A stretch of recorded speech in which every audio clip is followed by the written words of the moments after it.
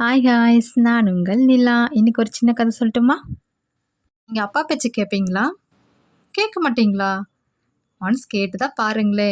கேட்கலன்னா இந்த பையனோட நிலைமை தான் நமக்கும் வரும்.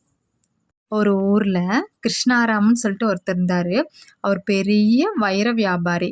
அவருக்கு 2 மகன்கள் இருந்தாங்க. ஒருத்தர் பேர் மோகன்ராம், இன்னொருத்தர் பேர் ஜெயராம். கிருஷ்ணாராம் பார்த்தீங்கன்னா ரொம்ப திறமையானவர். அவருக்கு எந்த பக்கம் போனால் வியாபாரம் நல்லா நடக்கும், எந்த பக்கம் போனால் பிரச்சனையும் இருக்குது, எல்லாமே தெரிஞ்சு வச்சுருந்தாரு. அவருக்கும் ரொம்ப நாள் ஆசை. 2 மகன்களும் வளர்ந்துட்டாங்க. அவங்கக்கிட்ட நம்மளோட பொறுப்புகளை எல்லாம் ஒப்படைச்சிட்டு நம்ம கொஞ்சம் நிம்மதியாக உட்காரணும் வீட்டில் அப்படின்னு நினச்சாரு.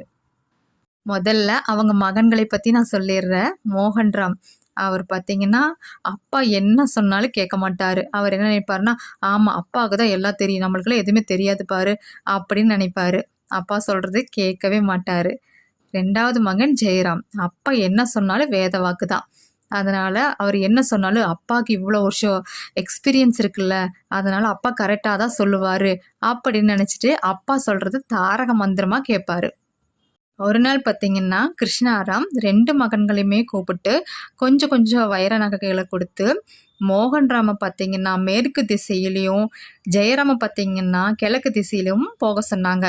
இந்த பக்கம் போனீங்கன்னா நல்ல வியாபாரம் நடக்கும், நிறைய லாபம் நம்மளுக்கு கிடைக்கும், வெற்றியோட வாங்கன்னு சொல்லி 2 மகன்களையும் அனுப்பி வச்சாரு. ஜெயராம் பார்த்தீங்கன்னா அப்பா சொன்னதை வேதவாக்கா எடுத்து கிழக்கு திசைக்கு போனாரு. ஆனால் நம்மால் என்ன பண்ணுவாங்க, சொன்ன பேச்சு கேட்க மாட்டார்ல. அதனால் எதுக்கு அப்பா மேற்கு திசை போக சொல்கிறாரு, போய் ஃபஸ்ட்டாக போகிறது மேற்கு திசையில் தான் போகணுமா, நமக்கு வடக்கு திசை தான் ராசியானது, நம்ம வடக்கு திசையில் போகலாம், அவரை விட நிறைய லாபம் கொண்டு வரணும் அப்படின்னு சொல்லிட்டு வடக்கு திசைக்கு போயிட்டாரு. வடக்கு திசை பக்கமாக போயிட்டே இருந்தார். கொஞ்சம் தூரம் போனோன்னே தான் தெரிஞ்சுது அது காடுன்னு சொல்லிட்டு. பெரிய பெரிய மரங்கள், ரொம்ப பெரிய காடாக இருந்தது. என்ன பண்ணுறதுன்னு தெரியல. சரி பின்னாடியே திரும்பி வந்துடலாமோ, அப்பா சொன்ன பேச்சை கேட்காம வந்து தப்பாக போச்சே அப்படின்னு ஒரு நிமிஷம் நினச்சாரு. நினச்ச உடனே திரும்பி சரி நம்ம வந்த பாதையிலே போயிடலாம், அப்பா சொன்னது கேட்காம வந்தது பெரிய தப்பு, இனிமேல் அப்பா பேச்சு நம்ம கண்டிப்பாக கேட்கும்னு சொல்லிட்டு நினச்சிட்டு திரும்பி வந்தால் ஃபுல்லாக திருடங்க வந்துட்டாங்க. திருடங்க வந்தால் என்ன ஆகும், கையில் என்ன இருக்குது, வைரங்கள் இருக்குது. வைரத்தையெல்லாம் பிடுங்கிட்டு கத்தி கட்டி மிரட்டி வைரத்தையெல்லாம் பிடுங்கிட்டாங்க. வைரத்தை பிடுங்கிட்டு அனுப்பி விட்டுட்டாங்க. அந்த மகன் அழுதபடியே வீட்டுக்கு வெறுங்கையோட வந்தார். கிழக்கு திசையில் போன சின்ன மகனும் நிறைய பணத்தோட வந்தார்.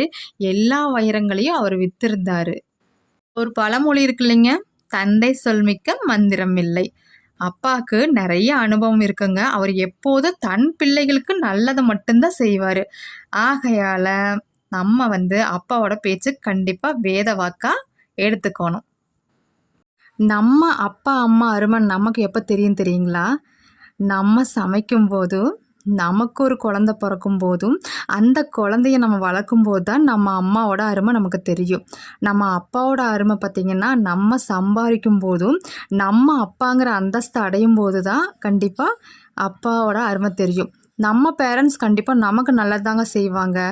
அவங்க பேச்சை கேட்டு நடக்கிறது ஒன்றும் பெரிய குத்தம் கிடையாதுங்க. இனிமேல் பேச்சை கேட்டு நடக்கலாமா?